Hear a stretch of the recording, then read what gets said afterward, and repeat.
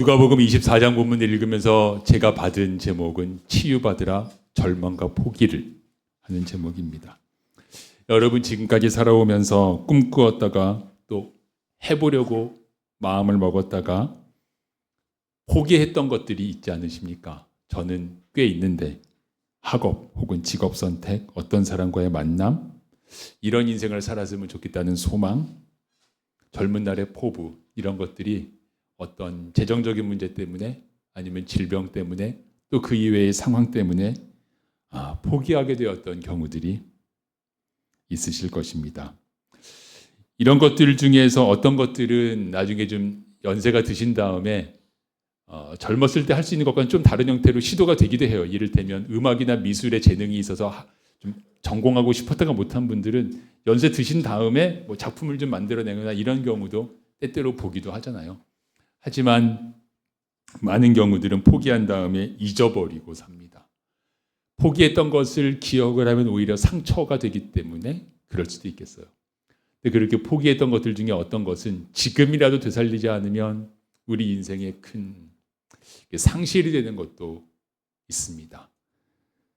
우리들의 절망과 포기에 대해서 오늘 본문을 중심으로 보려고 합니다.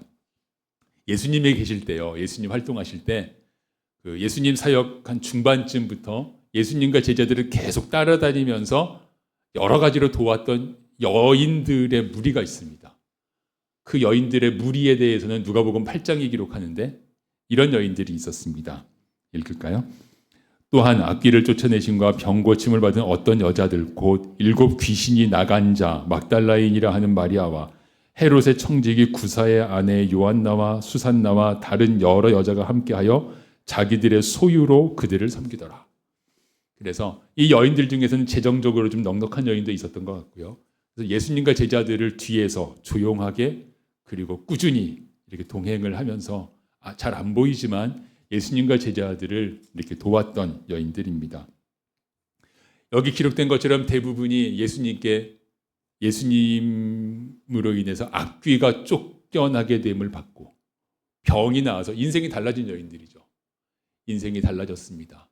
하지만 병 나왔다고 이렇게 따라다니면서 막 도와드리진 않죠.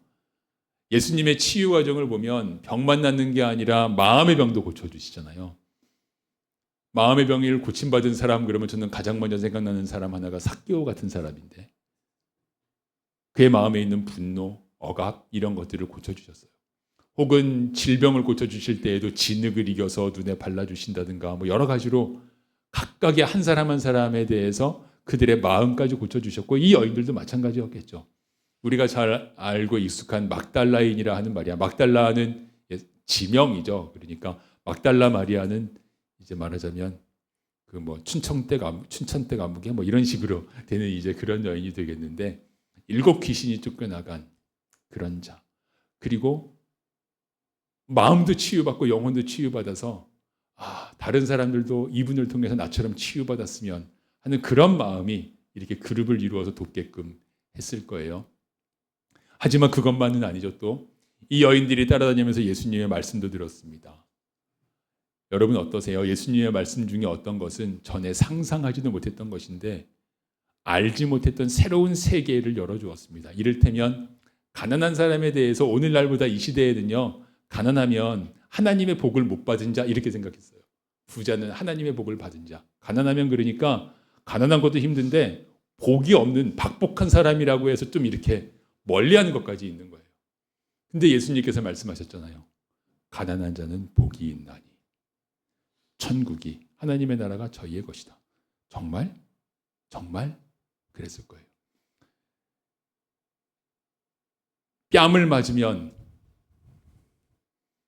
뺨 맞는 거에 대한 얘기가 나오면 구약 성경에는 라멕이라는 사람이 나오는데 창세기에 내가 좀 다쳐가지고 나 다치게 한 자를 죽여버렸다 뭐 이렇게 말하자면 기록된 사람인데 뺨 맞으면 적어도 2대는 돌려줘야 되는 게 지금까지 살아오는 방법이었다면 오른뺨 뺨을 맞으면 왼편 뺨을 돌려대라.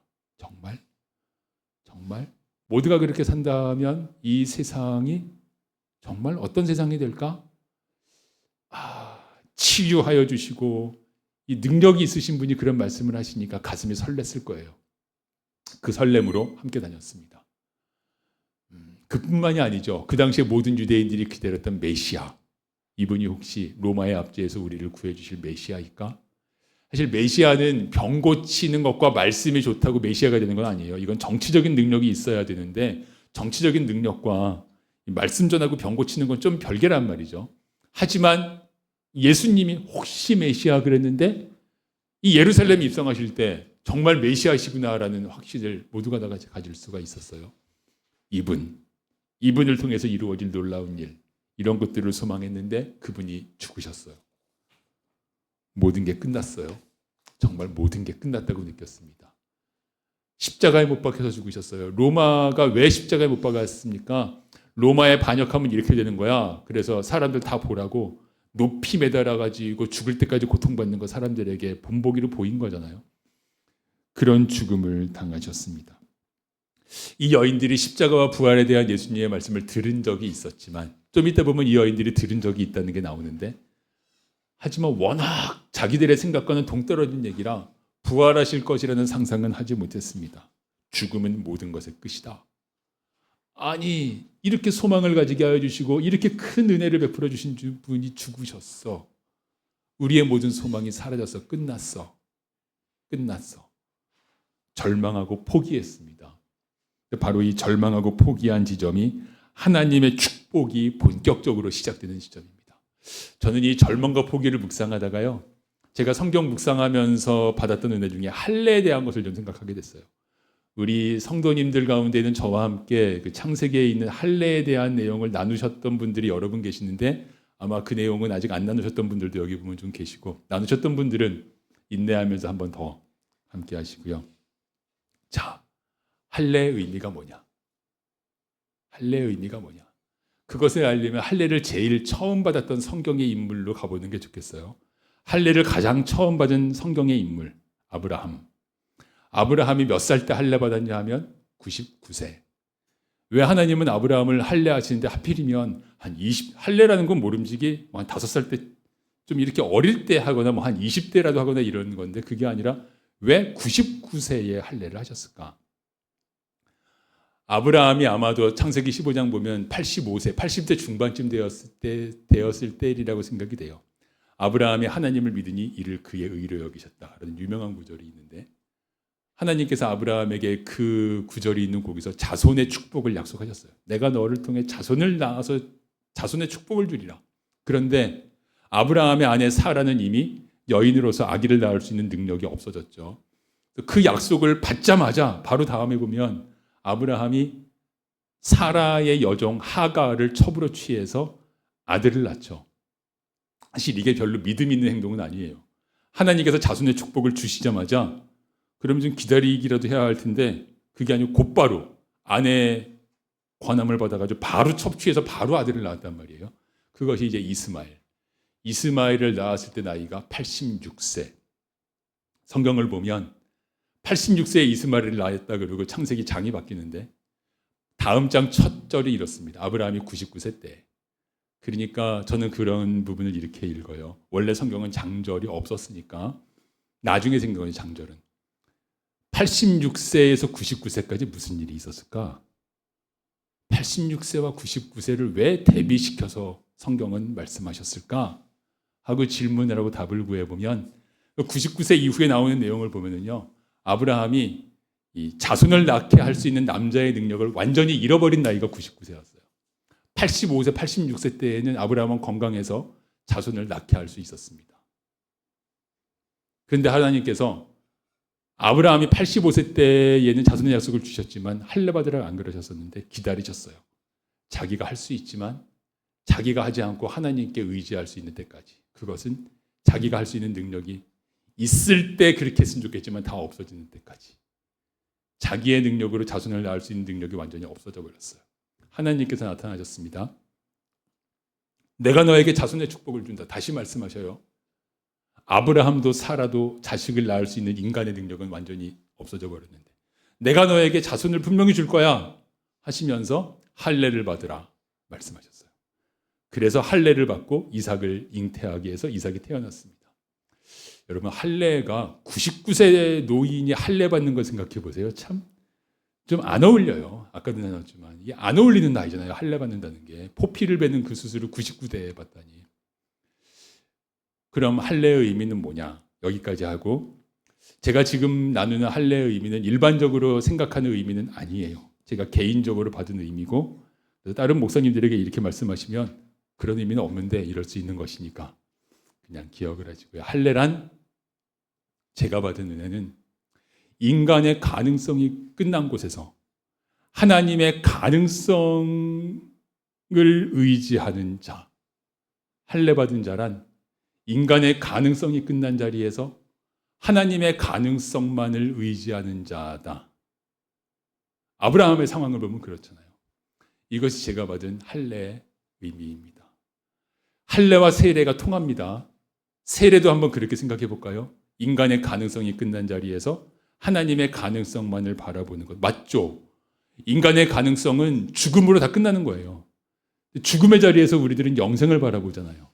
우리가 세례를 받는다는 건 인간의 가능성이 완전히 끝나버리는 죽음의 자리에서도 생명을 바라보는 자로 나는 앞으로 살겠어 라는 이 은혜를 받았어. 이 표시가 세례입니다. 할례, 세례, 인간의 가능성이 완전히 끝난 곳에서 하나님의 가능성을 의지하는 자. 예, 이것을 제가 생각한 이유는 그래요. 여인들이 생각하기에 죽음으로 모든 가능성이 끝났어요. 그런데 이제부터 축복이 쏟아지는데 아니야, 끝나지 않았어. 인간의 눈으로 볼 때는 끝났지만 거기가 바로 나의 가능성, 나의 기적이 시작되는 자리야 라는 것을 하나님께서 알게 하시고 그 인생을 사모하게 하시고 살게 하시는 축복이 시작되는 지점, 여기가 바로 이 여인들이 예수님 죽으셔서 낙심하고 절망하고 포기했던 그 지점입니다.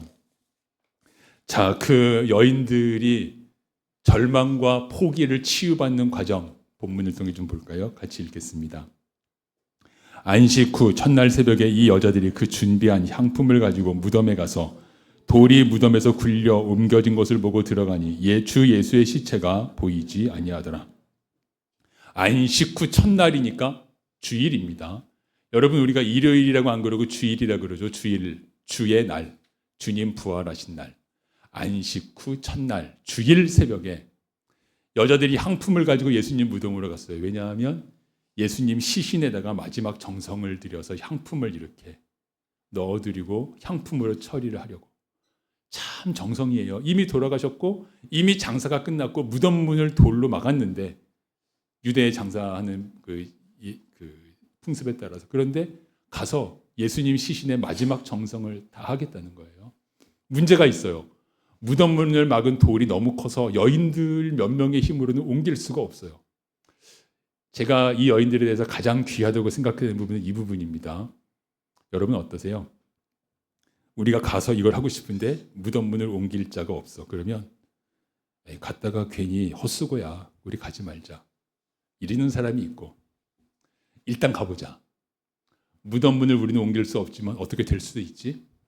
일단 가보자 하는 사람이 있고, 안 되는 쪽으로 생각하는 사람은 안 할 핑계를 찾고요. 되기를 간절히 소망하는 사람은 되기를 원하고 행동합니다. 우리 교회 생활이나 신앙생활 가운데도 이렇게 갈려지는데, 이 여인들의 귀한 면이라면 돌 옮겨줄 사람이 없어요. 그러면 헛수고 하면 되지 뭐. 헛수고 한다고 뭐 인생이 막 달라지고 인생이 실패의 나락으로 떨어진다 그래도 별 상관없지만 그러는 것도 아니고 헛수고 하면 되지 뭐. 일단 우리들은 가서 예수님께 해야 되겠어. 이러면서 갔어요. 이것이 귀하고, 하지만 이 귀한 모습 때문에 이제부터의 은혜가 있는 건 아니에요.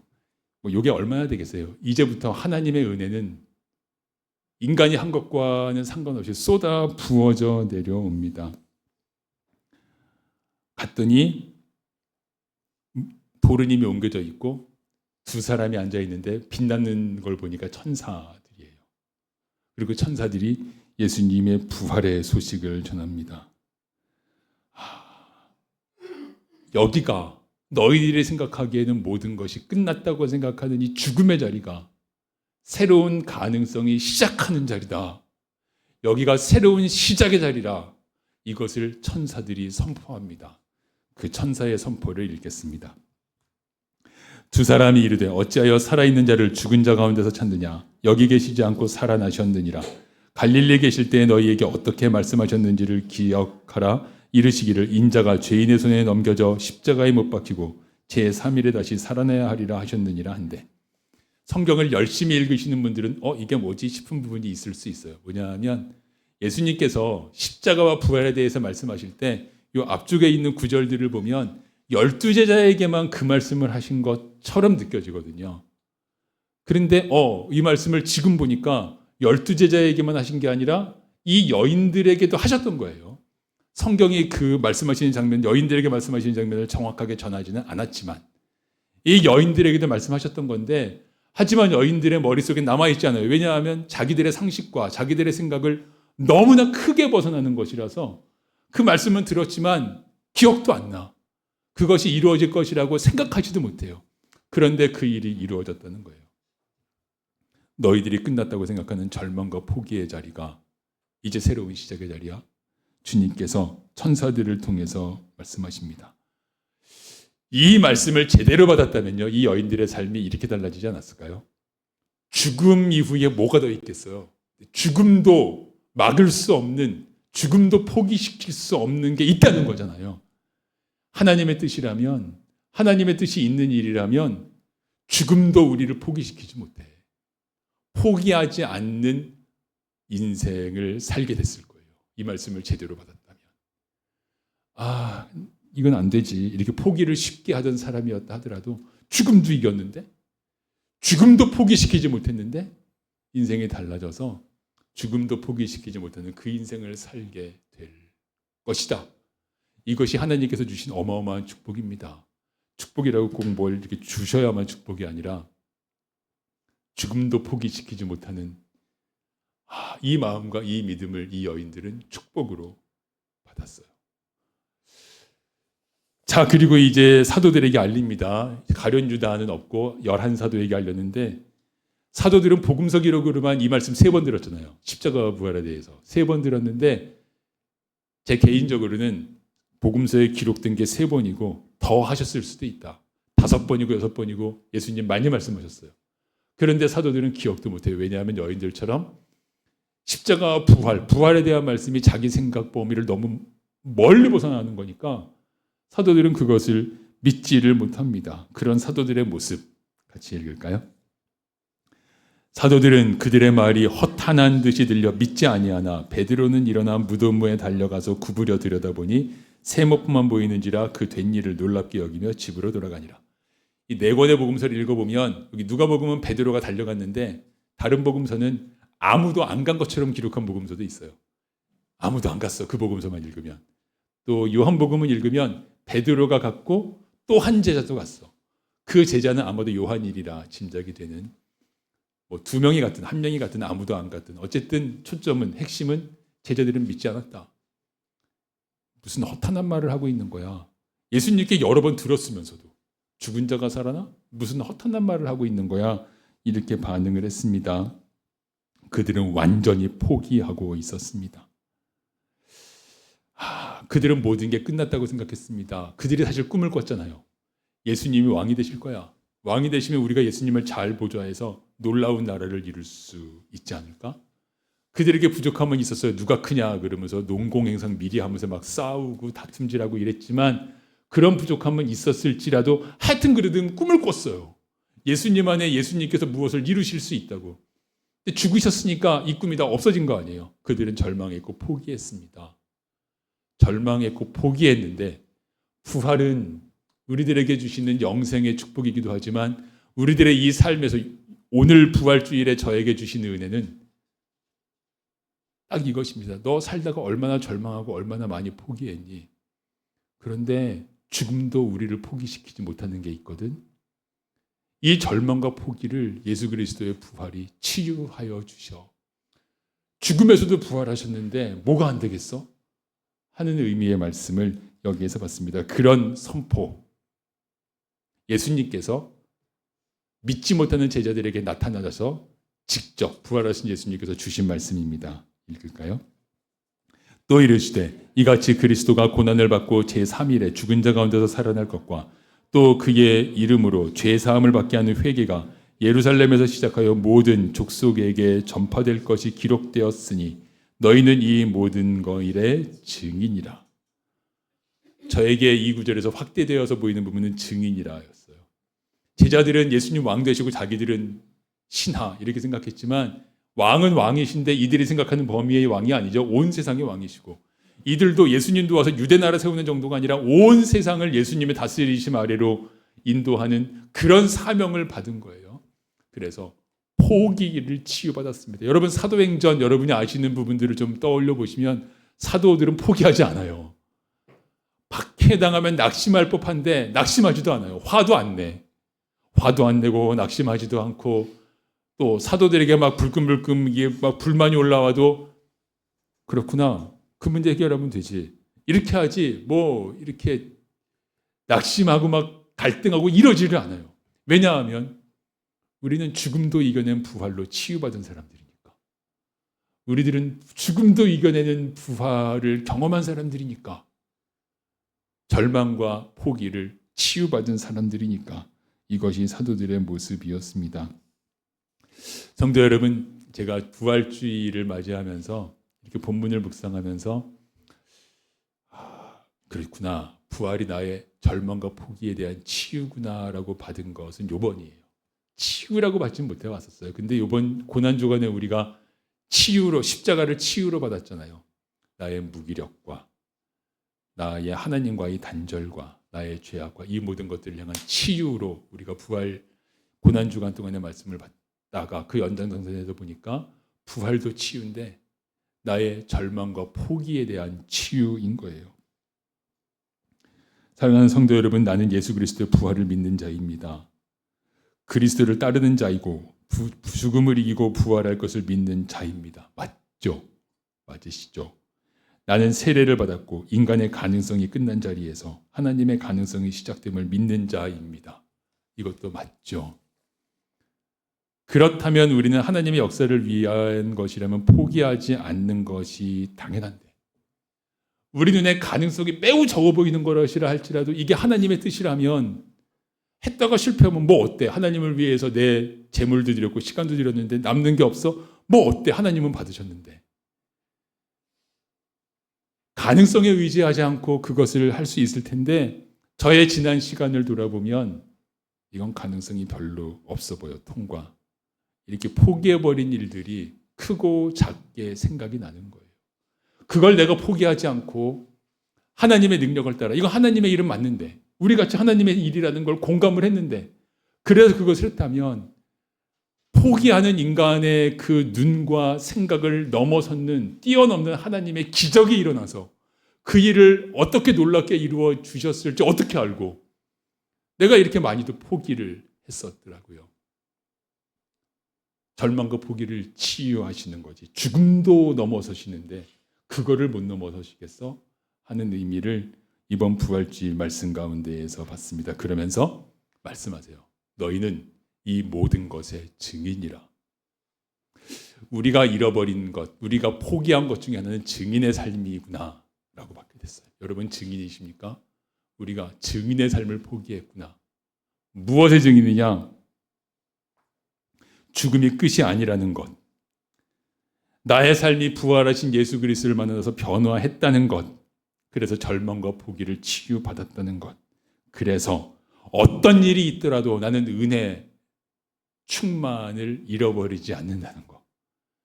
은혜 받는 그 상태를 나는 잃어버리지 않는다는 것. 미워하지 않는다는 것. 기뻐할 수 있고 사랑할 수 있고 나의 모든 걸 주님께 드릴 수 있고 다른 사람들은 그렇게 드리고 나면 너 어떻게 살아 하지만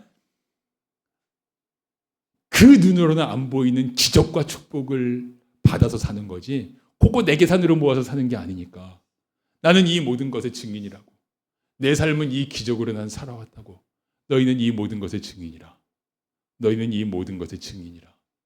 주님께서 말씀하셨는데 여러분 이것이 제자들에게 사도들에게 주신 말씀이고 우리에게 주신 말씀인데 나는 이것의 증인이냐 물어보면 거꾸로 증인인 경우들이 많이 있더라고요. 에이 뭐 예수님 믿는 자라 그러지만 우리랑 비슷하게 그런 건 포기해버리네 뭐 이런 것의 증인. 예수 믿는 사람이 우리랑 별다를 거 없는 거네 임을 증언하는 증인. 아니면 제가 어디선가 한 몇 년 전에 들었는데 에이 뭐 예수 믿는 사람들이 더 탐욕스러운 걸 하는 증인. 나는 그런 증인이 되어 있지 않나 하고 돌아보게끔 됩니다. 사랑하는 성도 여러분, 그래서 나를 보면, 나의 삶의 변화를 보면 예수 그리스도를, 나의 생명이고 능력이신 예수 그리스도를 당신도 알게 될 거라고, 내가 이렇게 변해가는 걸 보면 당신도 알게 될 거라고, 당신도 나를 이렇게 변화시켜 주신 그리스도를 알게 되기를 내가 소망한다고, 이게 증인인 거죠. 당신을 이 삶으로 초청한다고. 그런데 이걸 우리가 포기한 거 아닌가? 이 놀라운 증인의 삶을 우리가 포기한 것 아닌가? 이 부활하신 예수님을 만나기 전에 여인들이 포기했고 제자들이 포기한 모습을 보면서 우리가 포기한 것, 증인의 삶, 이것을 돌아보게 됩니다. 그래서 기도하게 되었습니다. 저와 여러분들이 포기했던 것, 절망했던 것이 부활의 능력으로 치유받기를, 부활의 능력을 치유받아서, 이게 주님의 뜻이라면 가능성 적어 보여도 포기할 거 아니라고, 우리의 포기하기 잘하는 우리들의 성품과 우리들의 시야와 우리들의 좁쌀 같은 마음이 치유받기를 사모하게 되었습니다. 이렇게 정리합니다. 포기하지 않고 증인으로 살겠습니다. 인간의 가능성이 끝난 자리에서 하나님의 가능성이 시작됨을 나는 믿습니다. 진짜 믿으십니까? 인간의 가능성이 끝난 것 같은, 사실 끝난 자리라기보다 끝난 것 같은 자리에서 하나님의 가능성이 시작됨을 믿고, 그래서 지금까지 지금 내 마음을 채우고 있는 절망과 포기를 치유받고 새로워지기를 소망합니다. 기도하겠습니다. 하나님 아버지, 죽음을 이기신 예수 그리스도의 부활을 믿는 자답게, 포기와 절망을 치유받은 자답게 믿음의 기상으로, 그리고 이 모든 것의 증인으로 살기를 구하오니 주님 우리를 붙잡아 주옵소서. 예수 그리스도의 이름으로 기도드립니다. 아멘.